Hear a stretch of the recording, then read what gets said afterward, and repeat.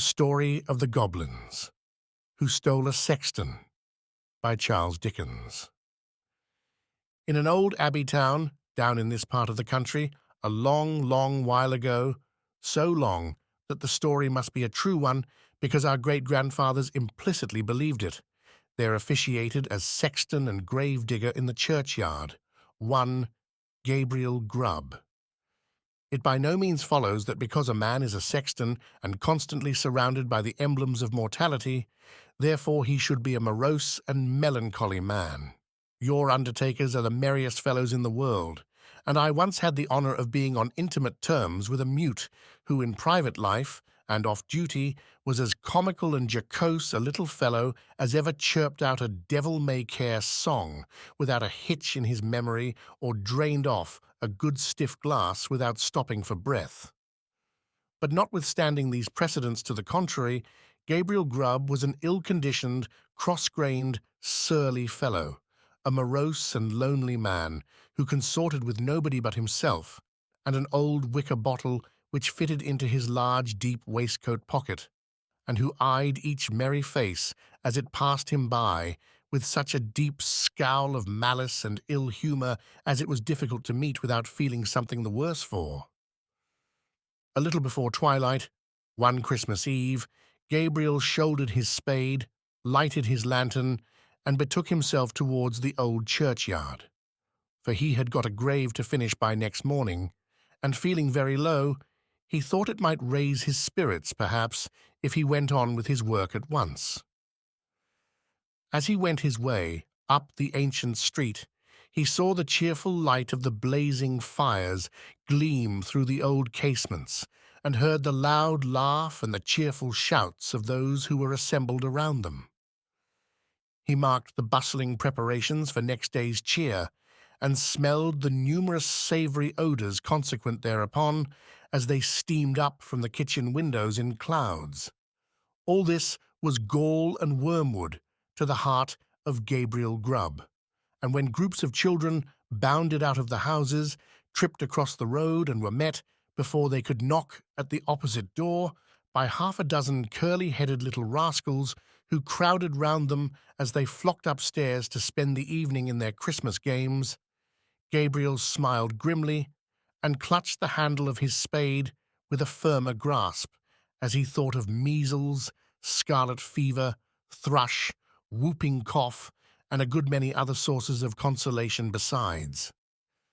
In this happy frame of mind, Gabriel strode along, returning a short, sullen growl to the good-humoured greetings of such of his neighbours as now and then passed him, until he turned into the dark lane which led to the churchyard. Now, Gabriel had been looking forward to reaching the dark lane because it was, generally speaking, a nice, gloomy, mournful place into which the townspeople did not much care to go, except in broad daylight, and when the sun was shining. Consequently, he was not a little indignant to hear a young urchin roaring out some jolly song about a Merry Christmas in this very sanctuary which had been called Coffin Lane ever since the days of the old abbey and the time of the shaven-headed monks. As Gabriel walked on, and the voice drew nearer, he found it proceeded from a small boy who was hurrying along to join one of the little parties in the old street, and who, partly to keep himself company and partly to prepare himself for the occasion, was shouting out the song at the highest pitch of his lungs. So Gabriel waited until the boy came up, and then dodged him into a corner and rapped him over the head with his lantern 5 or 6 times, just to teach him to modulate his voice. And as the boy hurried away with his hand to his head, singing quite a different sort of tune, Gabriel Grubb chuckled very heartily to himself and entered the churchyard, locking the gate behind him. He took off his coat, set down his lantern, and getting into the unfinished grave, worked at it for an hour or so with right good will. But the earth was hardened with the frost, and it was no very easy matter to break it up and shovel it out, and although there was a moon, it was a very young one, and shed little light upon the grave, which was in the shadow of the church.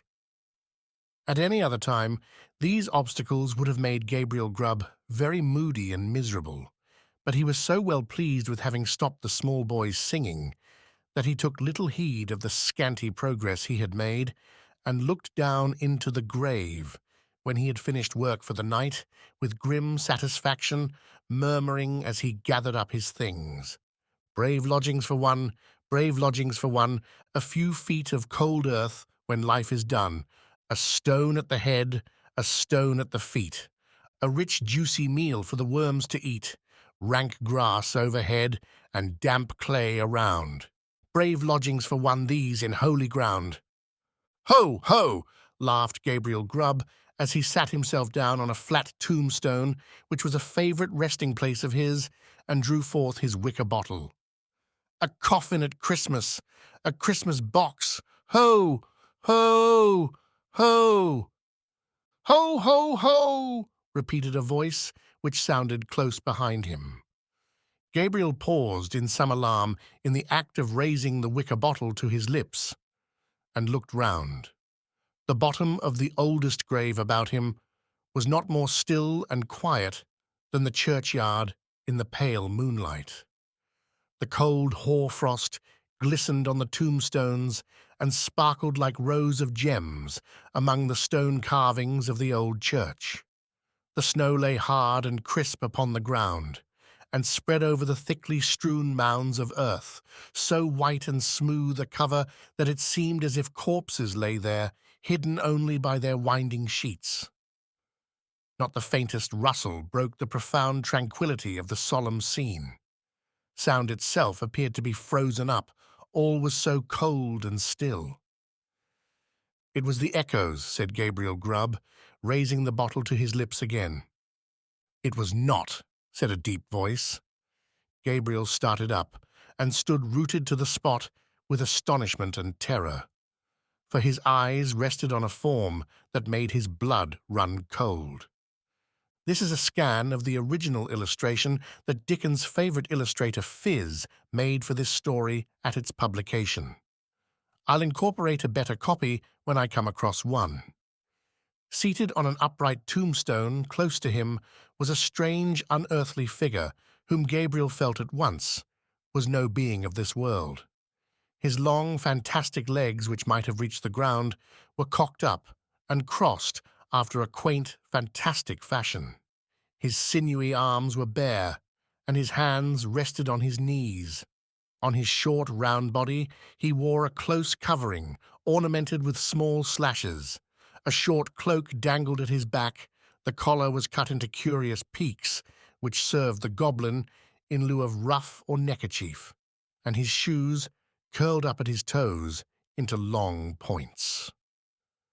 On his head he wore a broad-brimmed sugarloaf hat, garnished with a single feather.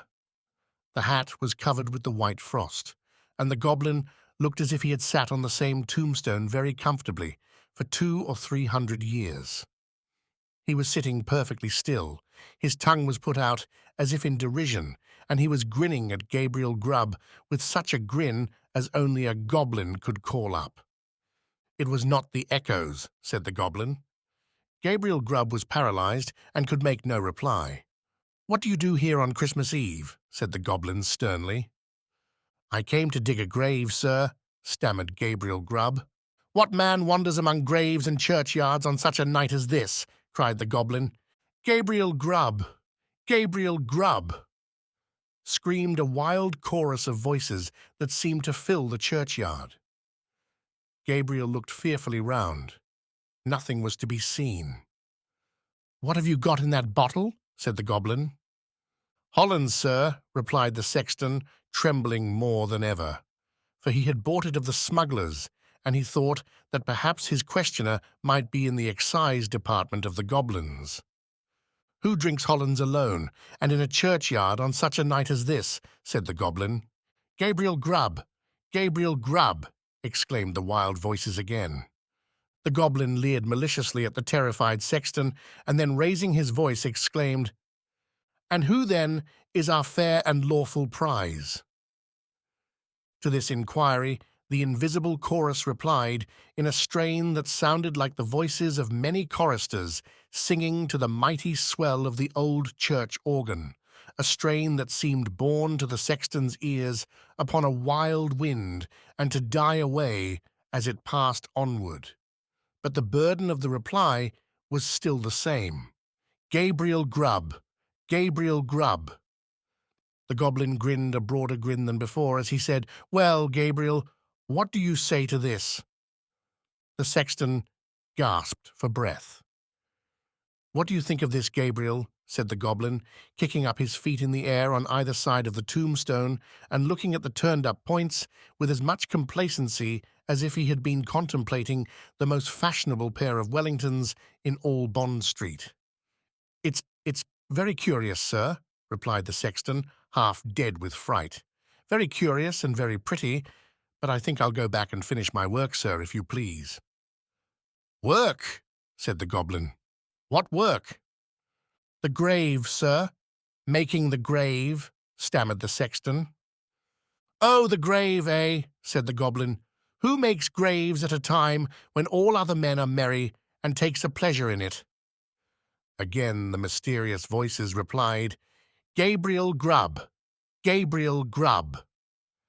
"I'm afraid my friends want you, Gabriel," said the goblin, thrusting his tongue farther into his cheek than ever, and a most astonishing tongue it was. "I'm afraid my friends want you, Gabriel," said the goblin. "Under favour, sir," replied the horror-stricken sexton. "I don't think they can, sir. They don't know me, sir. I don't think the gentlemen have ever seen me, sir." "Oh, yes, they have," replied the goblin. "We know the man with the sulky face and grim scowl that came down the street tonight, throwing his evil looks at the children and grasping his burying spade the tighter. We know the man who struck the boy in the envious malice of his heart because the boy could be merry and he could not. We know him, we know him." Here the goblin gave a loud, shrill laugh, which the echoes returned 20-fold, and throwing his legs up in the air, stood upon his head, or rather upon the very point of his sugar-loaf hat, on the narrow edge of the tombstone, whence he threw a somerset with extraordinary agility, right to the sexton's feet, at which he planted himself in the attitude in which tailors generally sit upon the shop-board. I am afraid I must leave you, sir," said the sexton, making an effort to move. "Leave us," said the goblin. "Gabriel Grubb going to leave us. Ho, ho, ho!" As the goblin laughed, the sexton observed, for one instant, a brilliant illumination within the windows of the church, as if the whole building were lighted up. It disappeared. The organ pealed forth a lively air, and whole troops of goblins, the very counterpart of the first one, poured into the churchyard and began playing at leapfrog with the tombstones, never stopping for an instant to take breath, but overing the highest among them, one after the other, with the most marvellous dexterity. The first goblin was a most astonishing leaper, and none of the others could come near him. Even in the extremity of his terror, the sexton could not help observing that while his friends were content to leap over the common-sized gravestones, the first one took the family vaults, iron railings and all, with as much ease as if they had been so many street-posts. At last the game reached to a most exciting pitch. The organ played quicker and quicker, and the goblins leaped faster and faster, coiling themselves up, rolling head over heels upon the ground, and bounding over the tombstones like footballs. The sexton's brain whirled round with the rapidity of the motion he beheld, and his legs reeled beneath him as the spirits flew before his eyes, when the goblin king, suddenly darting towards him, laid his hand upon his collar and sank with him through the earth. When Gabriel Grubb had had time to fetch his breath, which the rapidity of his descent had for the moment taken away, he found himself in what appeared to be a large cavern, surrounded on all sides by crowds of goblins, ugly and grim. In the centre of the room, on an elevated seat, was stationed his friend of the churchyard, and close behind him stood Gabriel Grubb himself, without power of motion. "Cold tonight," said the king of the goblins, "very cold. A glass of something warm here." At this command, half a dozen officious goblins, with a perpetual smile upon their faces, whom Gabriel Grubb imagined to be courtiers on that account, hastily disappeared, and presently returned with a goblet of liquid fire, which they presented to the king. "Ah!" cried the goblin, whose cheeks and throat were transparent, as he tossed down the flame. "This warms one indeed. Bring a bumper of the same for Mr. Grubb." It was in vain for the unfortunate Sexton to protest that he was not in the habit of taking anything warm at night. One of the goblins held him while another poured the blazing liquid down his throat. The whole assembly screeched with laughter as he coughed and choked and wiped away the tears which gushed plentifully from his eyes after swallowing the burning draught.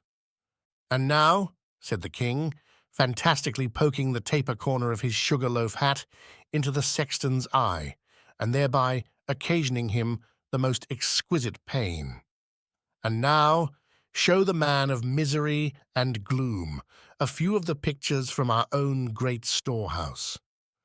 As the goblin said this, a thick cloud which obscured the remoter end of the cavern rolled gradually away, and disclosed, apparently at a great distance, a small and scantily furnished but neat and clean apartment. A crowd of little children were gathered round a bright fire, clinging to their mother's gown and gambolling around her chair. The mother occasionally rose and drew aside the window curtain as if to look for some expected object. A frugal meal was ready spread upon the table, and an elbow chair was placed near the fire. A knock was heard at the door.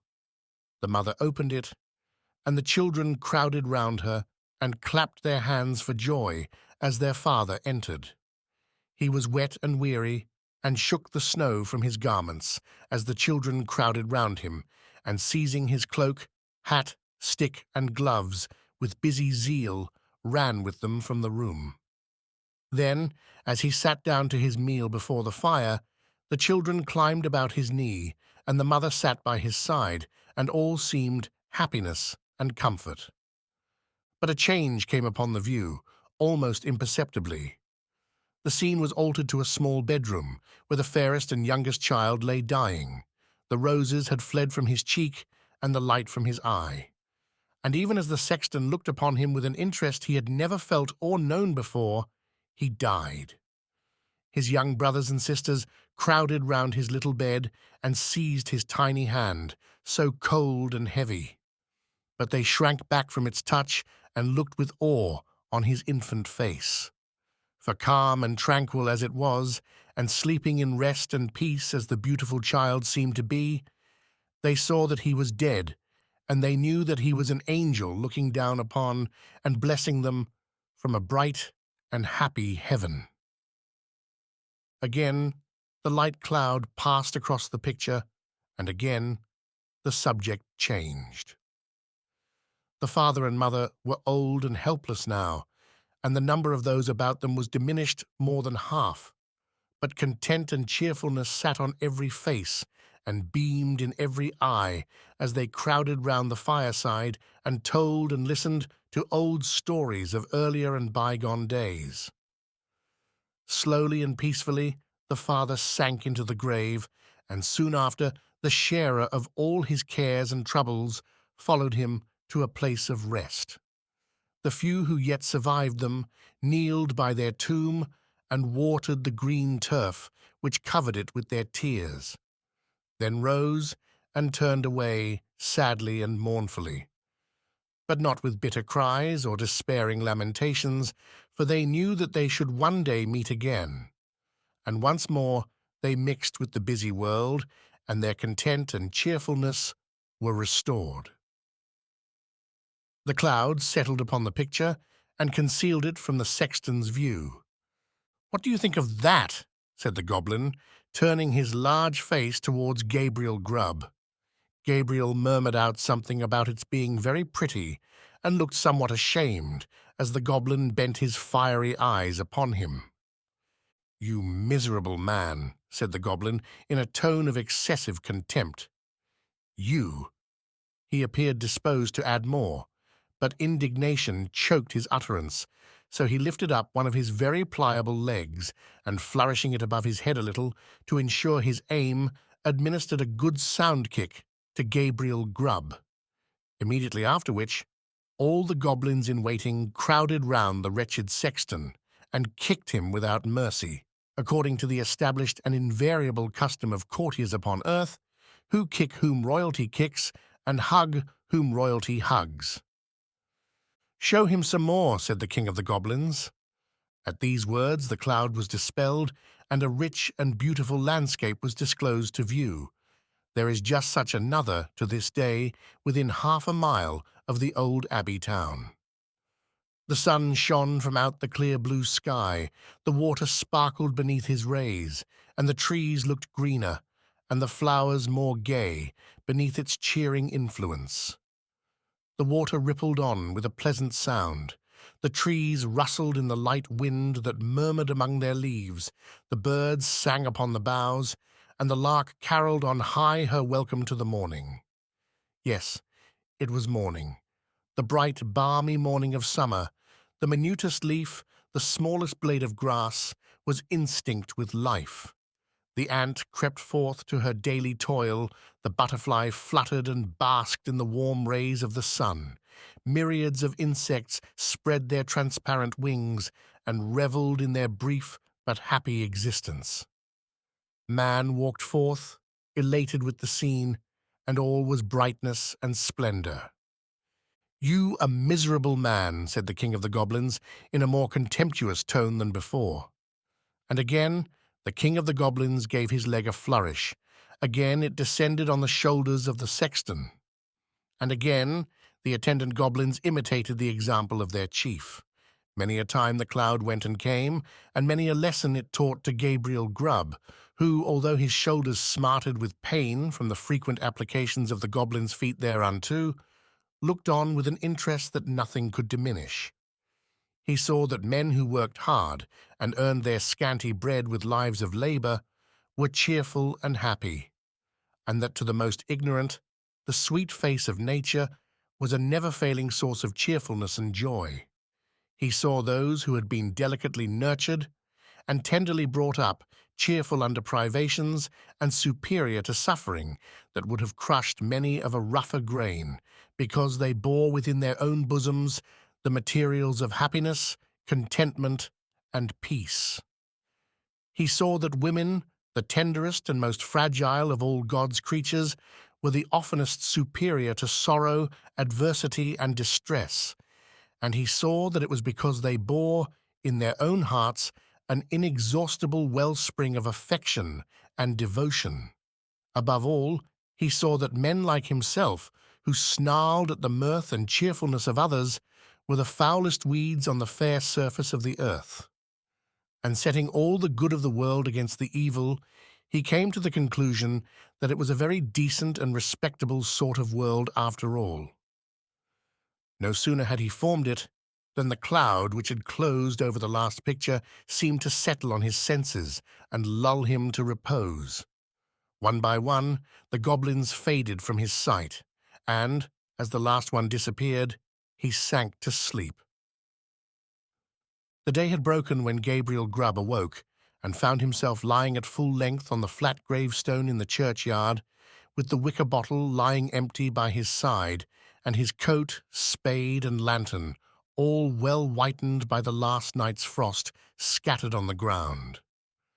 The stone on which he had first seen the goblin seated stood bolt upright before him, and the grave at which he had worked the night before was not far off. At first he began to doubt the reality of his adventures, but the acute pain in his shoulders when he attempted to rise assured him that the kicking of the goblins was certainly not ideal. He was staggered again by observing no traces of footsteps in the snow on which the goblins had played at leapfrog with the gravestones, but he speedily accounted for this circumstance when he remembered that, being spirits, they would leave no visible impression behind them. So Gabriel Grubb got on his feet as well as he could, for the pain in his back, and brushing the frost off his coat, put it on, and turned his face towards the town.